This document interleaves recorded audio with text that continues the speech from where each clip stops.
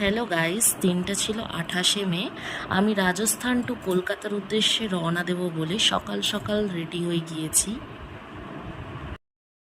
গাড়িতে বসে পড়েছি কলকাতার উদ্দেশ্যে রওনা দেওয়ার জন্য। ওয়েট করছি বাস কখন আসবে। বাস এসে গিয়েছে, বসে পড়েছি। জয়পুর পৌঁছে গেলাম, ব্যাগ নিয়ে স্টেশনে যাচ্ছি। স্টেশনে পৌঁছে গেছি, এই যে ট্রেনে উঠে গেছি, ট্রেন ছেড়ে দিয়েছে, বসে আছি। বসে বসে ভাবছি কতক্ষণে বাড়ি পৌঁছাবো। ট্রেনে যেতে যেতে কি অপূর্ব দৃশ্য, বৃষ্টিও চলে এসেছিল। এই যে শিয়ালদা পৌঁছে গিয়েছি। হঠাৎ করে পাগলিটা এসে সারপ্রাইজ দিয়ে দিল স্টেশনে। সোনারপুর চলে এলাম, বাড়িতেও চলে এলাম। প্রথমে যা ভাসুরকে মা বরণ করছে, এবার আমাদেরকেও বরণ করে ঘরে তুলে নিল। যে আমাদের জন্য সুন্দর একটু ডেকোরেশন করেছিল, আমার খুব ভালো লেগেছিল। তো এত দূরই ছিল, বাই বাই, টাটা।